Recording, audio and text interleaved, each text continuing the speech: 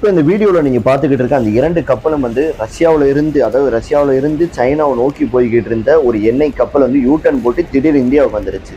இன்னொன்று வந்து நம்ம அமெரிக்காவிட்ட இருந்து இப்போ நம்ம கச்சா எண்ணெய் வாங்கியிருக்கோம். அந்த கப்பலும் இப்போ இந்தியாவை நோக்கி வந்திருக்கு. அதாவது வந்து இந்தியாவில் கர்நாடகா மாநிலத்தில் இருக்கக்கூடிய மங்களூர் துறைமுகத்துக்கு வந்து பார்த்தீங்கன்னா இந்த கப்பல் 2களும் வந்திருக்கு.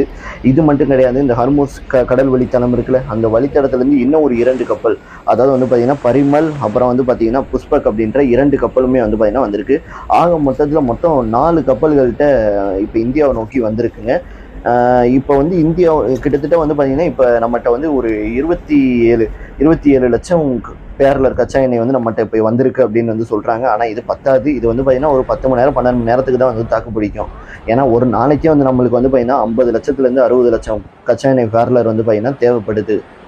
சென்னைக்கு வந்து பார்த்தீங்கன்னா கிட்டத்தட்ட 1 லட்சம் டன்னு கச்சா எண்ணெய் ஏற்றி வந்த கப்பல் இன்னைக்கு நம்ம சென்னை துறைமுகத்தை ரீச் பண்ணியிருக்குங்க. அதுக்கடுத்து 24ஆம் தேதி வந்து வேற ஒரு கப்பல் வேற வரப்போகுதுன்றாங்க. இந்த மாதம் இறுதிக்குள்ள வந்து கிட்டத்தட்ட ஒரு 4 கப்பல் வந்து பார்த்தீங்கன்னா கச்சா எண்ணெய் கப்பல் சென்னை வந்து ரீச் பண்ணியிருக்கோம், ரஷ்யாவோடது அப்படின்னு சொல்லப்படுது. இது மட்டும் கிடையாது, சிலிண்டர் வந்து பார்த்தீங்கன்னா 23ஆம் தேதியிலிருந்து வந்து பண்ணிட்டீங்கன்னா அந்த வணிக சிலிண்டருக்கு பார்த்தீங்கன்னா சின்ன சின்ன ஹோட்டல்ஸ் கடைகளுக்குலாம் வந்து இல்லைன்னு சொல்லி கதறிக்கிட்டு இருந்தாங்களே, அவங்களுக்குலாம் ஒரு விடுவு காலம். அதாவது வந்து அவங்களுக்குலாம் வந்து சிலிண்டர் வந்து கொஞ்சம் அதிகரிக்க போறதா சொல்லியிருக்காங்க மத்திய அரசாங்கம் சைட்லேருந்து.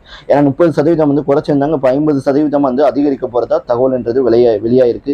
என்னவா வந்து இந்தியாவில் கச்சா எண்ணெய் ரேட்டு வந்து உயரலை அப்படி இப்படின்னு சொன்னாலும் இப்போ பிரீமியம் பெட்ரோலோட ரேட்டை வந்து பார்த்தீங்கன்னா ₹2 வந்து பார்த்தீங்கன்னா இன்க்ரீஸ் பண்ணியிருக்காங்க.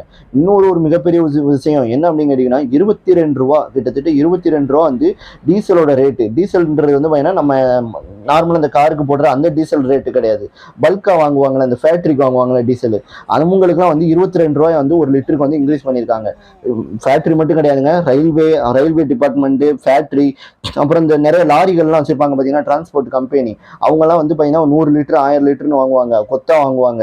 அவங்களுக்குலாம் வந்து பார்த்தீங்கன்னா இந்த ரேட்டு தான் வந்து அப்படின்றத மத்திய அரசாங்கத்தால் வந்து பார்த்தீங்கன்னா சொல்லியிருக்கு. கண்டிப்பாக வந்து இந்த ஒரு விஷயம் வந்து பொருட்களோட விலையை வந்து பார்த்தீங்கன்னா அதிகரிக்கிறதுக்கு அதிகபட்சம் வாய்ப்பு இருக்குது. ஏன் அப்படின்னு கேட்டிங்கன்னா, ஃபேக்டரியில் வந்து பெட்ரோல் வந்து டீசல் ரேட் வந்து ஏறும் போது வந்து பார்த்தீங்கன்னா பொருட்களுக்கு ரேட்டை வந்து பார்த்தீங்கன்னா ஏற்றுவாங்க. டிரான்ஸ்போர்ட்டுக்கு வந்து பார்த்தீங்கன்னா டீசல் விலை ஏறும்போது அந்த லாரிகள் ஏற்றிட்டு வரக்கூடிய பொருட்களோட ரேட்டுன்றது ஏறும்.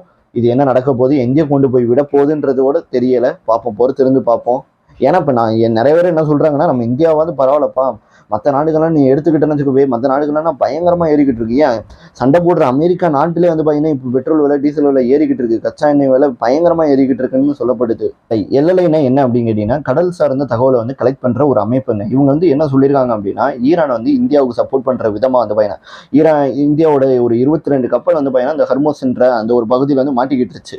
இந்த கப்பலை வந்து பார்த்தீங்கன்னா வெளியே கொண்டுட்டு வரதுக்காண்டி ஈரான் என்ன பண்ண போறாங்கன்னா, இந்தியாவுக்கு மட்டும் ஒரு தனியாக ஒரு பிரத்யேகமான ஒரு பாதை வந்து பார்த்தீங்கன்னா அமைக்க போறாங்க. இந்த பாதை வழியாக வந்து இந்த எல்லா கப்பலையும் வந்து இந்தியாவுக்கு கொண்டுட்டு வரதுக்காண்டியா பிளான் வந்து ஈரான் போட்டுக்கிட்டு இருக்காங்களா. அதாவது வந்து ஈரான் வந்து என்ன சொல்லியிருக்காங்கன்னா, அதை வந்து இந்தியாவோட கப்பல் 1 by 1 இப்போ எப்படி போலீஸ்கார் 1 by 1 போகும்ல, அந்த மாதிரியா பின்னாடி எல்லா இந்தியாவோட கப்பல்களுமே வந்து போகணும் அப்படின்ற மாதிரியே இந்தியாவுக்கு வந்து ஈரான் சொல்லியிருக்க மாதிரியே இந்த எல்எல்ஐன்ற அமைப்புன்றது இப்போ வெளியிட்டிருக்காங்க இந்த ஒரு செய்தியை. பாவங்க, இந்த போரால கிட்டத்தட்ட திருப்பூர்லாம் வந்து சொல்லவே தேவையில்ல, ரொம்ப மோசமாக போய்கிட்டு இருக்கு. திருப்பூர்ல டெக்ஸ்டைல்ஸ் பிஸ்னஸ், இன்னொரு சைடு வந்து பார்த்தீங்கன்னா water can business, water bottle விற்பாங்க பார்த்தீங்கன்னா தண்ணி கேன் பிஸ்னஸ், அவங்களாம் வந்து ரொம்ப பாவம். 1 லிட்டரு பாட்டிலோட விலை வந்து இன்னைக்கு ₹30.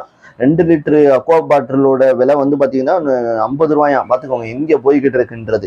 ஏன் அப்படின்னு கேட்டிங்கன்னா, இப்போ வந்து பிளாஸ்டிக் செய்யக்கூடிய மூலப்பொருட்களோட விலை வந்து பார்த்தீங்கன்னா இன்க்ரீஸ் ஆகிடுச்சு. மூலப்பொருட்கள் வந்து பார்த்தீங்கன்னா கிடைக்கல. இப்போ அதுதான் நிதர்சனமான உண்மை. ஏன்னா வந்து அதாவது மிடில் ஈஸ்ட் கண்ட்ரியில இருந்து தான் இந்த மூலப்பொருட்கள், இந்த பிளாஸ்டிக் செய்யக்கூடிய மூலப்பொருட்கள்லாம் வரும். இப்போ அதெல்லாம் வந்து பார்த்தீங்கன்னா நிப்பாட்டிட்டாங்க. இப்போ அதனால வந்து பார்த்தீங்கன்னா இந்த ரேட்டெல்லாம் வந்து பார்த்தீங்கன்னா இன்க்ரீஸ் ஆகி போய் கிடக்கு. நம்மளோட மத்திய அரசாங்கம், இந்திய கவர்மெண்ட் வந்து என்ன சொல்லியிருக்காங்கன்னா, 6 போர்க்கப்பலை வந்து பாதுகாப்புக்கு இப்போ நாங்கள் ஈரானை நோக்கி அனுப்பிச்சி விட்ருக்கோம்னு சொல்லியிருக்காங்க. என்னடா சொல்கிற அப்படின்னு கேட்டிங்கன்னா, ஓமன் வளைகுடா இருக்குது பார்த்தீங்கன்னா, ஓமன் கடல் இருக்குல்ல, அங்கனக்குள்ளேயும் அதுக்கு மாதிரியே அரபிக்கடல் ஓரத்துலையும் வந்து பார்த்தீங்கன்னா இந்த போர்க்கப்பலை வந்து நாங்கள் நிப்பாட்டி வைக்க போகிறோம். அதாவது இந்த ஹர்மோஸ் பகுதியிலேருந்து வர இந்த போர்க்கப்பல்லாம் வந்து பார்த்தீங்கன்னா ஹர்மோஸ் பார்டர் வரைக்கும் தான் போகும், ஹர்மோஸ் கிழக்கு பார்டர் வரைக்கும் தான் வந்து போகும். ஹர்மோஸ்லேருந்து வரக்கூடிய நம்ம இந்தியா கச்சா எண்ணெய் கப்பல்கள்லாம் இருக்குது பார்த்தீங்கன்னா, அதுக்கு பாதுகாப்பு கொடுக்குறக்காண்டி இந்த 6 கப்பல்ன்றதை நிப்பாட்டி வச்சிருக்காங்களாம். இந்த கப்பல்களை பாதுகாப்பாக கொண்டு வந்து அரபிக்கடல் வழியாக வந்து விடுறதுக்காண்டி இந்த 6 கப்பல்ன்றது இப்போ நின்றுகிட்டு இருக்கு.